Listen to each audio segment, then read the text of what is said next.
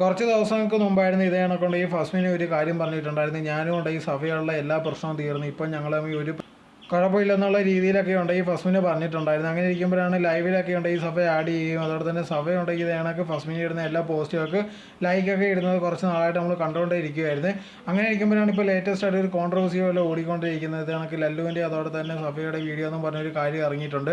യഥാർത്ഥത്തിലുണ്ടെങ്കിൽ അത് തെളിഞ്ഞിട്ടൊന്നുമില്ല, അത് സഭയാണെന്നോ പെൺകുട്ടി എന്നുള്ളൊരു കാര്യം. ഇത് കണക്ക് സഭയും പറഞ്ഞിട്ടുണ്ട്, നിങ്ങളൊരു ലോക്കറ്റ് വെച്ച് മാത്രം ഞാനാന്ന് പറയാൻ പറ്റത്തില്ല, അതിൽ എൻ്റെ ഫേസോ കാര്യങ്ങളോ ഒന്നും റിവീൽ ആയിട്ടില്ല. പിന്നെ അങ്ങനെയാണ് നിങ്ങൾ ഉറപ്പായിട്ട് ഞങ്ങൾ ഇപ്പോഴും ഉണ്ടെങ്കിൽ ബന്ധത്തില അല്ലെങ്കിൽ ഞങ്ങൾ ഇഷ്ടത്തില്ല എന്നുള്ള രീതിയിലൊക്കെ പറയുന്നത്. അങ്ങനെയൊന്നും ഒരു കാര്യവും ഇല്ലെന്നായിരുന്നു സഭ പറഞ്ഞിട്ടുണ്ടായിരുന്നത്.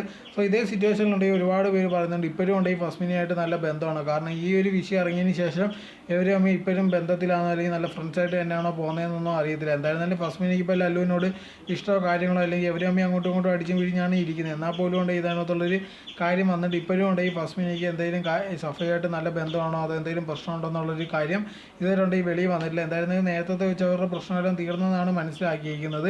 പക്ഷേ ഇതിപ്പോൾ ഒരു ഈ ഒരു കാരണം കൊണ്ടുണ്ടെങ്കിൽ അവർ പിന്നെ അടിച്ച് പിരിഞ്ഞോ അല്ലെങ്കിൽ എന്തോ എന്നുള്ളൊരു കാര്യം ഇനി അവർ പറഞ്ഞാൽ മാത്രമേ അറിയാൻ സാധിക്കുകയുള്ളൂ.